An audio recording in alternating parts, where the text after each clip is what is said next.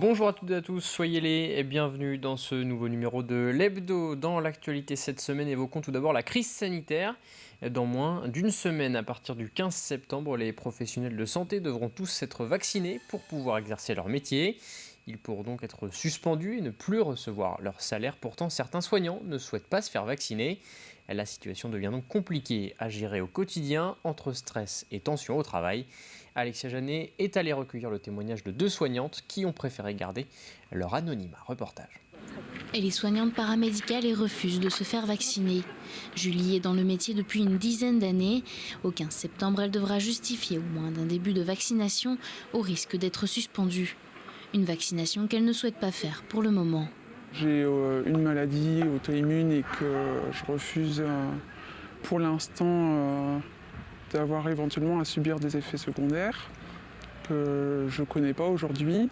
Ça, c'est une première raison. Et puis aussi de la manière dont c'est amené dans le cadre de mon travail.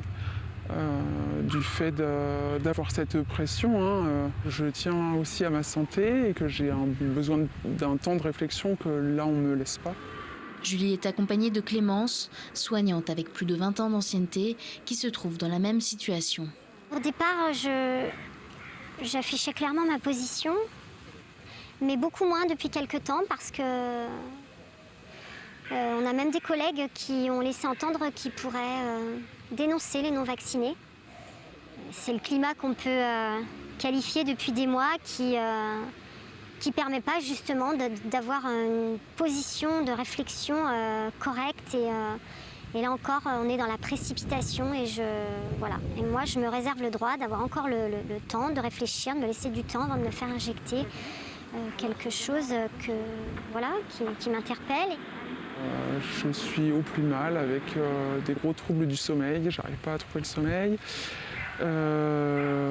J'arrive plus à manger, l'angoisse est là et est terrible parce que je dois réfléchir à un plan B puisque j'aurai plus de travail à partir du 15 septembre, donc plus de revenus.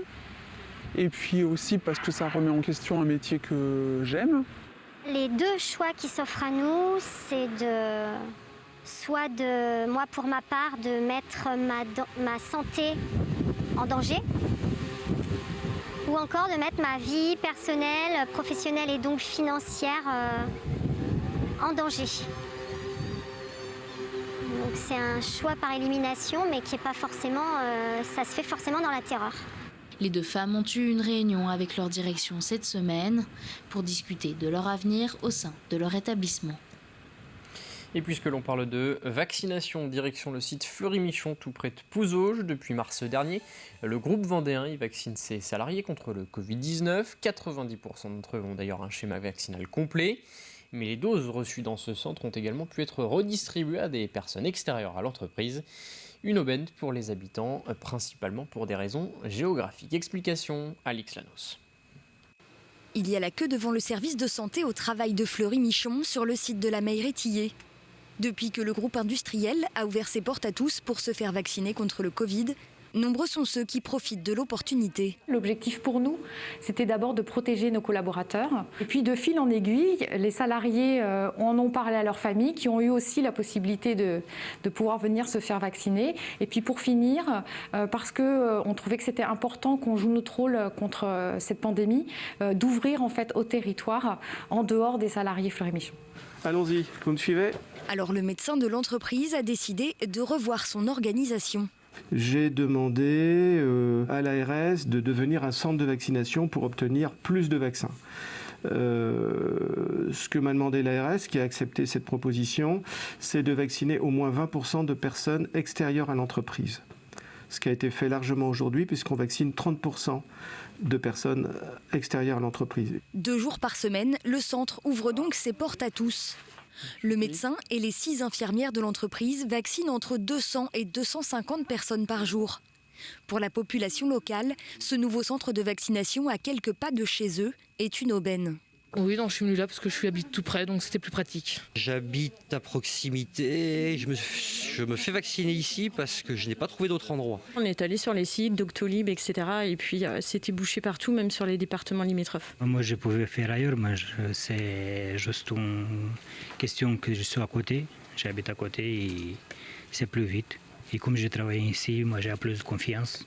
Et pour le docteur Malinet, cette participation à l'effort collectif fait partie de ses missions. C'est quand même une mission de santé publique, c'est-à-dire qu'en médecine du travail, on fait aussi de la santé publique, on fait de la prévention et on ne s'intéresse pas qu'aux risques professionnels. Et le Covid-19, ça a été un tel bouleversement pour tout le monde que je trouve naturel de s'investir beaucoup là-dessus. Aujourd'hui, plus de 90% des 2800 salariés de Fleury-Michon sont vaccinés.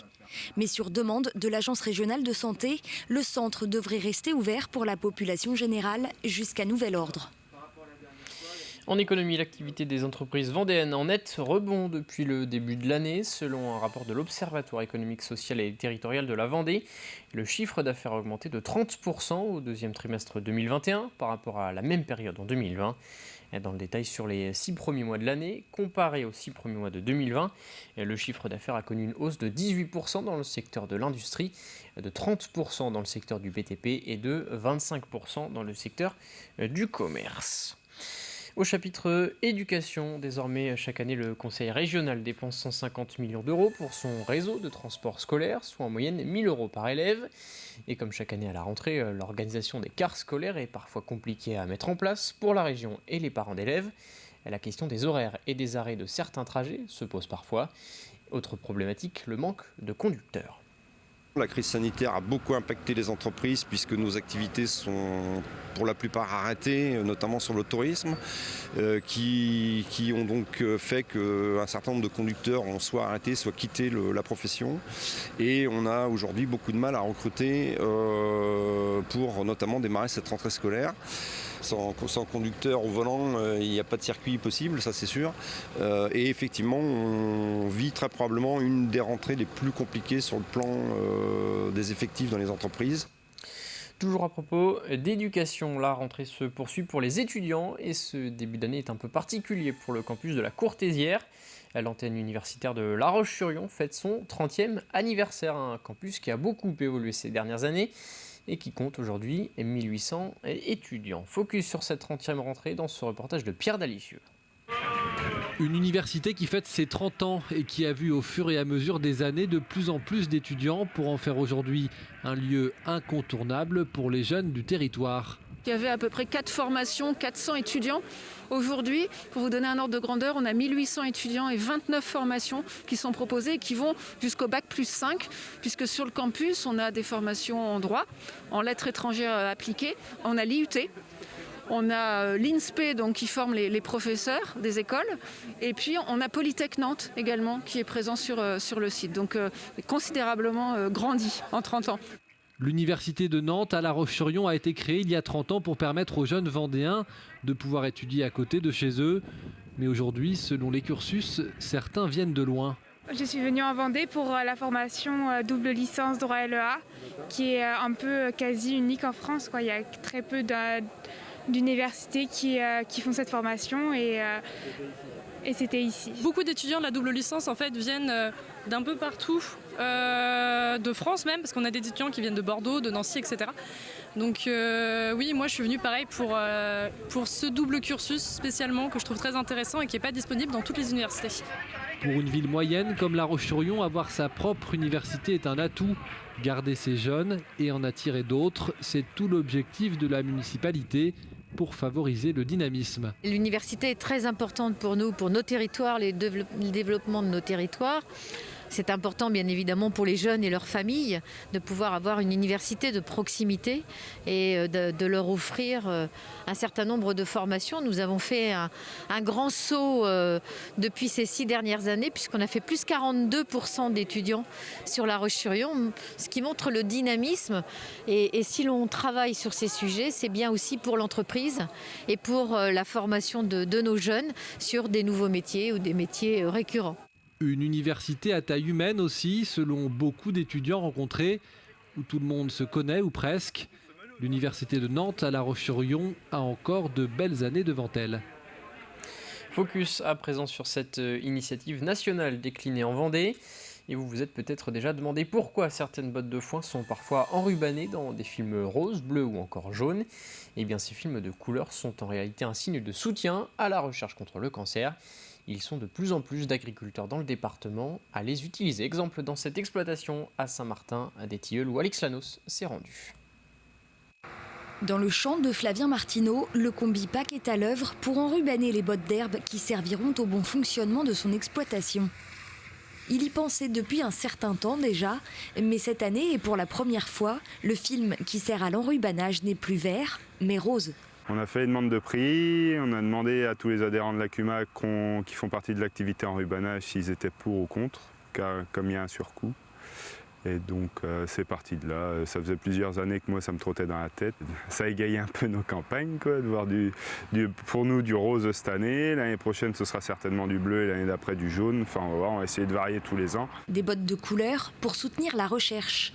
Du rose pour le cancer du sein, du bleu pour le cancer de la prostate et enfin du jaune pour les cancers pédiatriques. Né d'un partenariat entre la Fondation Arc et la société Trioplast, fabricant de films, cette initiative permet de récolter de l'argent pour aider la recherche. C'est 2 € par rouleau de film reversé à la Fondation Arc. C'est 1 € donc par le fabricant et 1 € par le revendeur. C'est symbolique, c'est pour la recherche, c'est pour une petite avancée. Sachant que ces films roses, bleus ou jaunes sont aussi recyclables comme tout le reste. Donc il n'y a pas d'intérêt à ne pas en mettre au final, il n'y a que des avantages. Si ce n'est un léger surcoût pour les agriculteurs. De 10,50 €, la botte passe à 10,60 € environ. 10 centimes de plus, une augmentation dérisoire pour Flavien au regard de la cause qu'elle permet de défendre. À titre personnel, quand on perd des gens, enfin des proches, et on connaît tous des personnes parties trop tôt, donc au lieu de faire des dons directs, là on fait de la communication positive. La coopérative agricole dont fait partie Flavien pense reverser une centaine d'euros cette année à la Fondation Arc et espère que l'initiative se développe un peu partout dans le département. Toujours à propos d'agriculture, en ce début septembre, les producteurs de mogettes s'affairent dans leurs champs pour récolter le précieux haricot blanc, produit emblématique de la Vendée. Et la récolte s'annonce intéressante cette année en raison de la pluviométrie de l'été. Reportage de Grégoire de Châtillon. L'or blanc de la Vendée, c'est le bon moment pour sa récolte. Pour récolter la mogette de Vendée, il faut la semer 3 mois avant la récolte. Voici la mogette de Vendée en plein champ. La légumineuse a été arrachée et mise en andin avant d'être récoltée. Mathieu Pilar, lui, est tombé dedans quand il était petit. Il cultive 35 hectares de lingots. Cet haricot blanc sec, introduit dans le département par les navigateurs espagnols au XVIe siècle. Je suis la 4e génération sur l'exploitation et j'ai toujours connu la mogette en tant que production, donc c'est une culture qui me passionne. La mogette, une passion vendéenne. Mathieu Pilar va en ramasser environ 70 tonnes pendant 2 à 3 semaines de récolte sur son exploitation de Dompierre-sur-Yon, une production qu'il va commercialiser lui-même. Le grain est beau, c'est un gros grain. Il a été bien nourri cet été avec la pluviométrie, donc la qualité sera présente. Tout le monde peut faire de la mogette en Vendée. Mais pour qu'elle soit labellisée et qu'elle puisse porter le nom Mogette de Vendée, il faut qu'elle corresponde à un cahier des charges. Et le cahier des charges, c'est le cahier des charges label rouge IGP Mogette de Vendée. C'est l'un des symboles de notre gastronomie. On ne peut pas y échapper. Quand on pose la question aux touristes et qu'on leur demande quand on leur évoque la Vendée, quel mot ils pensent, la mogette arrive dans le top 5. Notre légumineuse vendéenne a pu parfois souffrir d'un déficit d'image, mais aujourd'hui, elle a le vent en poupe. Excellente pour la santé, c'est une protéine végétale reconnue qui n'a jamais eu autant d'avenir. C'est la fin de cet hebdo. Merci à tous de l'avoir suivi. Rendez-vous lundi de 7h à 9h dans la matinale pour un nouveau point sur l'information. Quant à moi, je vous souhaite une très bonne journée et un très bon week-end sur TV Vendée.